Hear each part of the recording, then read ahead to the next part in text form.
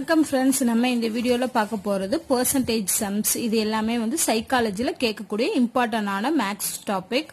So அதனால தான் percentage எடுத்திருக்கோம். ஸோ சதவீதம் அப்படிங்கிறது இது வந்து பேசிக்கா சிம்பிளிஃபிகேஷன்ல கேட்கக்கூடியதான் பெர்சன்டேஜ். அதுக்கு முன்னாடி நமக்கு பெர்சன்டேஜ் எப்படி ஈஸியா கண்டுபிடிக்கிறது அப்படிங்கிறது நமக்கு தெரியணும். அது தெரிஞ்சாதான் இதெல்லாம் பண்ண முடியும்.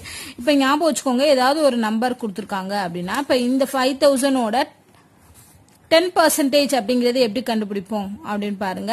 சோ இது கொடுத்திருக்கிறது 100%. அப்ப 10%ங்கிறது ஒரு ஸ்தானம் தள்ளி புள்ளி வச்சா அதான் 10%. அப்ப 5000ல 10%ங்கிறது 500. இதே இது 1% கேட்டிருக்காங்கன்னா 2 ஸ்தானம் தள்ளி புள்ளி வைக்கணும். ஓகேவா? 2 ஸ்தானம் தள்ளி புள்ளி வச்சோம் அப்படின்னா அது 1%. அப்ப 5000ல 1%ங்கிறது 50. இதே இது 5% கேக்குறாங்கன்னா என்ன, 1% கண்டுபிடிச்சு அது 5ஆல பெருக்கணும்னா 5%. இப்ப 500ங்கிறது 10%. இதே இது 20% கேக்குறாங்கன்னா என்ன பண்ணுவோம், இதை 2ஆல பெருக்கணும். ஏன்னா 10 2ஆல பெருக்குனா 20 கிடைக்கும். அப்ப 500 2ஆல பெருக்குனா 20% கிடைக்கும். சோ இந்த மாதிரி தான் பெர்சன்டேஜ் வந்து கண்டுபிடிக்கணும். இதே இது 1 2 3 4 இப்படி இருக்குன்னு வச்சுக்கோங்க. இப்ப இதுல வந்து 10% அப்படிங்கிறப்போ ஒரு ஸ்தானம் தள்ளி புள்ளி வைப்போம்.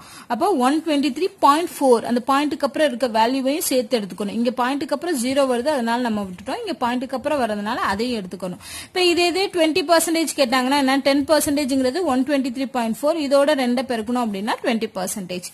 சோ அந்த பாயிண்டையும் இங்க கன்சிடர் பண்ணணும். சோ இதுதான் பேசிக்கான பெர்சன்டேஜ் எப்படி கண்டுபிடிக்கிறது அப்படிங்கிறது. இப்ப நம்ம சம்குள்ள போலாம். சோ இந்த சம்ஸ் எல்லாமே வந்து model question paper, psychology model question பேப்பர்ல இருந்து தான் எடுத்திருக்கேன். சோ ஃபர்ஸ்ட் கொஸ்டின் பாருங்க. ரூபாய் 6040 மதிப்புள்ள இயந்திரத்தை வந்து 12% நஷ்டத்துக்கு வித்தாங்க அப்படின்னா அந்த நஷ்டம் எவ்வளவு? சோ நஷ்டத்தோட பெர்சன்டேஜ் கொடுத்துட்டாங்க. எவ்வளவு நஷ்டம்? 12% நஷ்டம். இந்த 12% அப்படிங்கிறது எந்த இதுல இருந்து நஷ்டமாயிருக்கு? இந்த மதிப்புல இருந்து தான் 12% நஷ்டம். ஓகேவா? அப்ப இந்த மதிப்பு என்ன அப்படிங்கறது கண்டுபிடிச்சாலே அதுதான் ஆன்சர். இப்போ 12ங்கிறது நம்ம எப்படி எழுதுவோம்? இது மிக்ஸ்டு ஃபிராக்ஷனா இருக்கு. சோ நார்மல் ஃபிராக்ஷனா மாத்தணும்னா என்ன பண்ணுவோம்? கீழே இருக்கிறத பெருக்கி மேல இருக்க கூட்டுவோம். So 24 25 divided by 2%. அப்ப 6400ல 22 divided by 2%. So divided by 100 போடணும். அப்படிங்கிறப்ப நமக்கு என்ன ஆகும்? 6400 இன்ட்டு 25 டிவைடட் பை 2 இன்ட்டு 100 வரும். So 2 0 cancel. 1 2 2 6 2 4. சோ 32யும் 35யும் 25யும் பெருக்கணும்னா ஆன்சர் கிடைக்கும். 10 15 20க்கு 2 2 6 8. சோ 800 ரூபாய் அப்படிங்கிறது நஷ்டம். சோ 6400 ரூபாய் அப்படிங்கறதுல 800 ரூபாய் நஷ்டம் ஆயிரும். சோ 800 ரூபாய் நஷ்டம் போக மிச்சதுக்கு தான் வித்திருப்பாரு. ஓகேவா? சோ இந்த மாதிரி பெர்சன்டேஜ் கேட்டாங்க அப்படின்னா அது டைரக்டா போட்டுடலாம். இதெல்லாம் ரொம்ப சிம்பிளான சம் தான், எல்லாத்துக்கும் தெரிஞ்சிருக்கும். அடுத்த கொஸ்டின், ஒரு கிராமத்துல மக்கள் தொகை வந்து 1961ல 27,000 பேர் இருக்காங்க. 1971ல 10 வருஷம் கழிச்சு 6% வந்து கூடியிருக்கு அப்படின்னா மக்கள் தொகை 1971ல எவ்வளவு? சோ எதுல இருந்து 6% கூடியிருக்கு? இந்த வேல்யூஸ்ல இருந்து 6% கூடியிருக்கு. அப்போ இந்த 27,000ல 6%ங்கிறது எவ்வளவு? இதை நம்ம ஏற்கனவே பண்ண மாதிரி பண்ணுவோமா?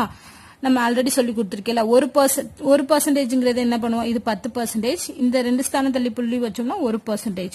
அப்ப 270ங்கிறதா 1%. நமக்கு இங்க என்ன வேணும்? 6% வரும். So into 6 0 6 6 56 7 42 2 மீதிங்க 4 6 12 16. சோ 1620 அப்படிங்கறதா என்னது? சோ இப்ப 6%ங்கிறது 1620 ரூபாய். இது என்ன இருக்கு? கூடி விட்டது. கூடி விட்டதுன்னா என்ன அர்த்தம்? இந்த வேல்யூவோட இவ்வளவு அமௌண்ட் கூடி இருக்கு. அப்ப சோ இது ரெண்டையும் கூட்டணும் அப்படின்னா அதுதான் 1971ல உள்ள மக்கள் தொகை. சாரி, மாத்தி போட்டிருக்கேன். சோ கூட்டுங்க. 0 2 6 6 12 6 தான் வரும். இங்க 8 2. சோ 28,620 அப்படிங்கறதா மக்கள் தொகை ஆன்சர். அடுத்து 75 என்ற எண்ணோட வேறு எண்ணின் 75% கூட்டினால் அதே எண் மட்டும் விடையாக வரும். அப்படி எனில் அந்த எண் என்ன அப்படின்னு கேட்டிருக்காங்க. இதெல்லாம் வந்து நம்பர் சிஸ்டத்துல கேட்கக்கூடிய கொஸ்டின். இந்த பெர்சன்டேஜ் வச்சு இதெல்லாம் ரொம்ப சிம்பிள் தான். ஃபர்ஸ்ட் அந்த எண் நமக்கு தெரியாது. சோ அந்த எண்ணை எக்ஸ்ன்னு வச்சுக்கலாம். இப்ப எக்ஸ்ல 75% தான் 75ஓட கூட்டுறாங்க. சோ 75ஓட எதை கூட்டுறாங்க? எக்ஸ்ல 75%. இப்ப எக்ஸ்ல 75னா இந்த மாதிரி போடுவோம். So 75 divided by 100 into x. இதை கூட்டும் போது அவங்களுக்கு என்ன கிடைக்குது, அதே எண் மட்டும் விடையாக கிடைக்கிறது. அதே எண் எது, எக்ஸ். ஸோ இதை சிம்பிளிஃபை பண்ணோம்னா ஆன்சர் கிடைக்க போகுது. இப்போ எக்ஸ் எல்லாம் ஒரு பக்கம் கொண்டு வந்துடலாம். X minus 75 divided by 100 x. So இதை கிராஸ் மல்டிப்ளை பண்ணோம்னா 100 எக்ஸ். 100 எக்ஸ் மைனஸ் 75 எக்ஸுங்கிறது 25 எக்ஸ் கிடைக்கும். டிவைடட் பை 100 இங்கே 75. இப்போ 25 75 அடிக்கலாமா? 5 25 1 5 5 25 திருப்பி 3. அடுத்து என்ன பண்ணலாம், எக்ஸோட வேல்யூ வேணும்னா கிராஸ் மல்டிப்ளை பண்ணுங்க 300. ஸோ ஆன்சர் வந்து 300. ஓகேவா? ஸோ இந்த மாதிரி தான் ஆன்சர் கண்டுபிடிக்கணும். இதை கரெக்டா நம்ம போட்டுட்டோம் அப்படின்னா ஆன்சர் ஈஸியா கண்டுபிடிச்சலாம். அடுத்த கொஸ்டின் பாருங்க. இது அடிக்கடி கேட்கக்கூடிய டைப் ஆஃப் கொஸ்டின். அதாவது ஒரு வட்டத்தின் ஆரம் 100% அதிகரித்தால் அதோட பரப்பு வந்து எவ்வளவு பெர்சன்டேஜ் அதிகரிக்கும் அப்படின்னு. ஸோ இதே மாதிரி நிறைய டைப் ஆஃப் கொஸ்டின் கேட்பாங்க. ஒரு கூம்போட ஆரம் அதிகரிச்சா அந்த மாதிரி. ஸோ இதுக்கெல்லாம் என்ன தெரிஞ்சுக்கணும்னா அதோட ஃபார்முலாஸ் தெரிஞ்சிருக்கும். இப்போ வட்டத்தின் ஆரத்துக்கும், ஆரம்ங்கிறது ஆறுன்னு தெரியும், அதோட பரப்புக்கு ஃபார்முலா πr² அப்படின்னு தெரியும். ஸோ இதே மாதிரி கூம்புக்கு, உருளைக்கு, கோலத்துக்கு, இது எல்லாத்துக்கும் எதுக்கு வேணாலும் கேட்கலாம். ஸோ எல்லாத்துக்கும் ஃபார்முலா தெரிஞ்சிருக்கிறது ரொம்ப முக்கியம். வந்து வட்டத்தோட ஆரம் அப்படிங்கிறது ஆர், இது வந்து πr², அதோட பரப்பு வந்து πr². ஸோ ஆரம் வந்து ஆரா இருக்கும்போது πr² இருக்கு. ஸோ இது வந்து இந்த ஆரத்தோட வேல்யூ இது 100% இருக்கும் நார்மலா. ஓகேவா? சோ எப்பயுமே நம்ம என்ன பண்ணுவோம், இருக்கிறத 100% எடுத்துக்கணும். அதுக்கப்புறம் அது இன்க்ரீஸ் ஆகுதா குறையுதா அப்படிங்கறத, இன்க்ரீஸ் ஆச்சுன்னா அந்த 100ஓட ஆட் பண்ணுவோம், இல்லைன்னா குறைஞ்சிச்சுன்னா அந்த 100ல இருந்து கழிப்போம். இதுதான் நார்மலா நமக்கு தெரியும். சோ இப்போ பெர்சன்டேஜ், அதாவது ஆரோட பெர்சன்டேஜ் வந்து 100 இருக்கு. இங்க என்ன சொல்லிருக்காங்க, இப்போ வட்டத்தோட ஆரம் வந்து திருப்பி ஒரு 100% அதிகரிக்குது அப்படின்னா அப்போ இதோட ஆரம் அப்படிங்கிறது என்னவா இருக்கும், இப்போ புது நியூ ஆரம் அப்படிங்கிறது வந்து 200% இருக்கும். ஓகேவா? 100% இன்க்ரீஸ் ஆச்சு அப்படின்னா 200% இன்க்ரீஸ் ஆகுது அப்படின்னு அர்த்தம். சோ 200% என்ன அர்த்தம், 200% ஆர் வந்து வெறும் ஆரா இருக்குது, இங்க 2r மாறி இருக்கும். ஓகேவா? சோ அப்ப நியூ ஆரம், நியூ ரேடியஸ்ங்கிறது 2r இருக்கும். சோ ஆரா இருக்கும்போது πr². அப்ப 2r இருக்கும்போது நியூ பரப்பு, நியூ ஏரியாங்கிறது எவ்வளவு இருக்குன்னு கண்டுபிடிங்க. சோ π இன்ட்டு ஆருக்கு பதிலா 2r போடுறீங்க, அது ஹோல் ஸ்கொயர்டு வரும். சோ π 4r² அப்படின்னு வருமா? சோ இது எப்படி எழுதலாம், 4πr² அப்படின்னு எழுதலாம். நார்மலா இருக்கக்கூடிய பரப்பு வந்து πr². 100% இன்க்ரீஸ் ஆனதுக்கு அப்புறம் வரக்கூடிய நியூ ஏரியாங்கிறது 4πr². இப்ப எவ்வளவு இன்க்ரீஸ் ஆயிருக்கு, எவ்வளவு பெர்சன்டேஜ் இன்க்ரீஸ் ஆயிருக்கு அப்படிங்கறது எப்படி கண்டுபிடிப்போம், முதல்ல இதுக்கு ரெண்டுக்கும் என்ன டிஃபரன்ஸ் கண்டுபிடிங்க. 4πr² minus πr² அப்படிங்கன்னா 3πr². So இதுதான் என்ன ஆயிருக்கு, அதிகரிச்சக்கூடிய பரப்பு. இப்ப இதுக்கு பெர்சன்டேஜ் கண்டுபிடிக்கணும். பெர்சன்டேஜ் கண்டுபிடிக்கும் போது எந்த வேல்யூல இருந்து அதிகரிச்சிருக்கு, πr² இருந்தது 4πr² மாறி இருக்கு. சோ இதுல இருந்து இந்த வேல்யூ சேஞ்ச் ஆயிருக்கு. அப்ப நம்ம என்ன பண்ணுவோம், இந்த வேல்யூவை டிவைடட் பைல போட்டு இன்டூ 100. இது வந்து பெர்சன்டேஜ், இன்க்ரீஸ் ஆன பெர்சன்டேஜ் கண்டுபிடிக்கிறதுக்கு. அப்ப என்ன ஆகும், πr² கெட் கேன்சல். சோ 300. அப்போ ஒரு வட்டத்தோட ஆரம் 100% அதிகரிச்சுச்சுன்னா அதோட பரப்பு 300% இருக்கும், அதிகரிக்கும். ஓகேவா? சோ இந்த மாதிரி தான் ஆன்சர் பண்ணணும். அடுத்த கொஸ்டின் பாருங்க, ரொம்ப சிம்பிளான கொஸ்டின் தான் இது. அதாவது 18 கிராம் என்பது 7.2 கிலோகிராமில், அதாவது 7.2 கிலோல எவ்வளோ சதவீதம் அப்படின்னு கேட்டிருக்காங்க. சோ இந்த மாதிரி கேட்கும் போது நம்ம ஃபர்ஸ்ட் என்ன பண்ணணும், ரெண்டையுமே ஒரே சிம்பிளுக்கு மாத்தணும். ஒன்னு கிலோகிராமா மாத்தணும், இல்லைன்னா கிராமா மாத்தணும். கிராமா மாத்திர ரொம்ப ஈஸி, ஏன்னா ஆல்ரெடி 18 கிராம் இருக்கு. இப்ப நம்ம இந்த 7.2 கிலோகிராம ஃபுல்லா கிராம்ல மாத்த போறோம். நமக்கு தெரியும் 1000 கிராம் அப்படின்னா தான் 1 கிலோகிராம். 1 கிலோங்கிறது 1000 கிராம்.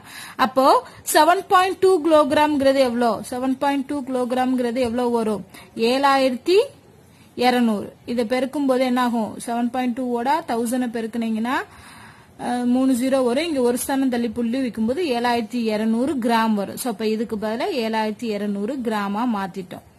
இதுவும் கிராம்ல இருக்கு. இப்ப நம்ம கண்டுபிடிக்க போறது எத்தனை சதவீதம் அப்படின்னு. நார்மலா இங்க வந்து இந்த பைல போடுறது, டிவைடட் பைல போடுறது எல்லாத்துக்குமே குழப்பமா இருக்கும். சோ இந்த வேல்யூ போடுறதா இந்த வேல்யூ போடுறதான்னு. சோ பெர்சன்டேஜ் வரும்போது இதில் எவ்வளவு பெர்சன்டேஜ், இதில் அந்த வேர்டு ஞாபகம் வச்சுக்கோங்க. எந்த வேல்யூல அப்படின்னு சொல்றாங்களே அதை வந்து டிவைடட் பைல போடணும்.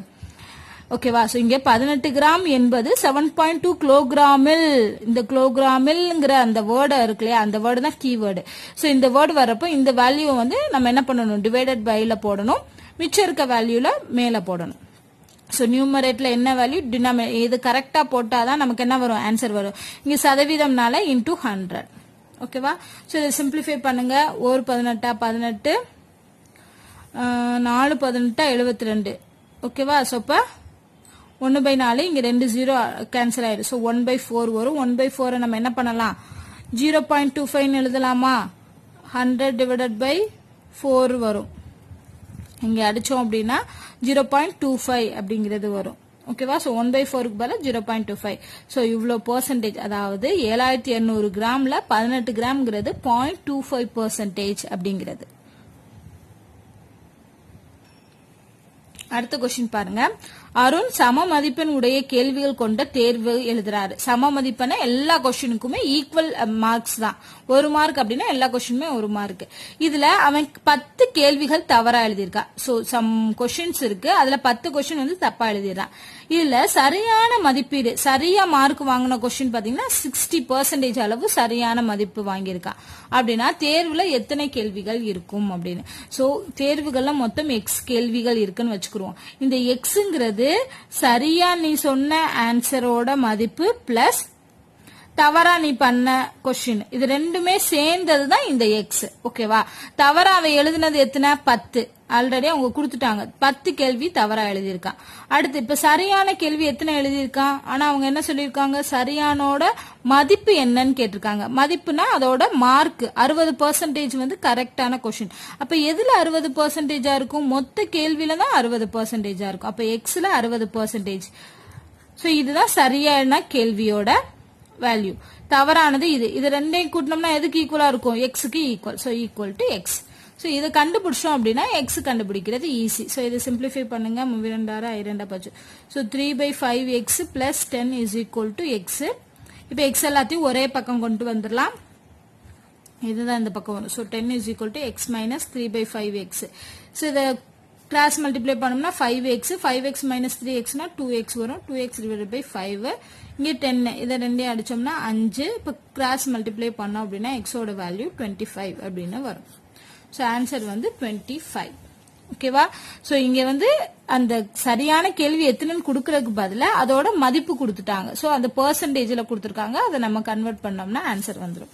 அடுத்து ஃபைனல் கொஸ்டின் பாருங்க. நம்ம இதுக்கு முன்னாடி சர்க்கிள் பார்த்தோம், இப்ப அதுலயே சதுரத்தோட வேல்யூ, அதாவது சதுரத்தோட பக்கம் வந்து 15% குறைக்கப்பட்டால் அதன் பரப்பு எவ்வளவு குறையும். நார்மலா சதுரத்தோட பக்கம் A அப்படின்னா அதோட பரப்பு A² இருக்கும். சோ இப்ப இது வந்து நார்மலா 100% இருக்குன்னு தான் எடுத்துக்குருவோம். இப்ப இங்க என்ன ஆகுது, நியூ பக்கம், நியூ சைடு அப்படிங்கிறது வந்து 50% குறைக்கிறது. சோ 100%ல 50% குறைஞ்சிச்சு அப்படின்னா 50% ஆஃப் A தான் இருக்கும். 50% ஆஃப் ஏனா என்ன அர்த்தம், 1/2A, இதுல பாதி A. ஓகேவா? அப்ப நியூ சைடுங்கிறது 1/2A. இதை வச்சு என்ன கண்டுபிடிக்க போறோம், பரப்பு எவ்வளவு குறைஞ்சிருக்குங்கிறத கண்டுபிடிக்க போறோம். சோ A இருக்கும்போது A², 1/2A இருக்கும்போது என்ன ஆகும், 1/2A ஹோல் ஸ்கொயர்டா இருக்கும். அப்ப இங்க என்ன வரும், 1/4A² அப்படின்னு வரும். ஓகேவா? இது வந்து ஓல்டு ஏரியா, இது வந்து நியூ ஏரியா. சோ இது ரெண்டுக்கு இடையில எவ்வளவு குறைஞ்சிருக்கு அப்படிங்கறத கால்குலேட் பண்ணுவோம். எப்படி கால்குலேட் பண்ணுவோம், A² மைனஸ் 1/4A². இது ரெண்டுக்குள்ள டிஃபரன்ஸ் பார்த்தாதான் பரப்பு எவ்வளவு குறைஞ்சிருக்கு. அடுத்து இது இப்ப கண்டுபிடிங்க. 3/4A² வந்து குறைஞ்சிருக்கு டிவைடட் பை, இப்ப அந்த குறைஞ்ச பெர்சன்டேஜ் கண்டுபிடிக்கணும். பெர்சன்டேஜ் எப்படி கண்டுபிடிப்போம், எதுல இருந்து குறைஞ்சிருக்கு, இந்த 100% வேல்யூவான பரப்பு A² இருந்து தான் குறைஞ்சிருக்கு. அப்ப டிவைடட் பைல A² போட்டு இன்டூ 100%னால இப்ப A² கேன்சல் ஆயிரும். 300 டிவைடட் பை 4 வரும். அடிச்சோம் அப்படின்னா 7 நாங்க 28, 28 போகும், மிச்சம் 20, 5 20. சோ 75% அப்படிங்கறதா இதுக்குரிய ஆன்சர். சோ 50% சதுரத்தோட பக்கம் 50% குறைஞ்சிச்சு அப்படின்னா அதோட பரப்பு வந்து 75% குறையும். அப்படிங்கறத ஆன்சர். ஸோ இந்த மாதிரி தான் பாத்தீங்கன்னா பெர்சன்டேஜ்ல மோஸ்ட்லியான சம்ஸ் கேட்கறாங்க. ஸோ இதெல்லாம் வந்து ரொம்ப சிம்பிளானது, கான்ஸ்டபிள் எக்ஸாம்ல கேட்கற மாதிரியான டைப் ஆஃப் கொஸ்டின் தான். எஸ்ஏ எக்ஸாமுக்கு இன்னும் கொஞ்சம் டிஃபிகல்ட் லெவல் வந்து அதிகமா நம்ம பார்க்கணும், பிராக்டிஸ் பண்ணணும்.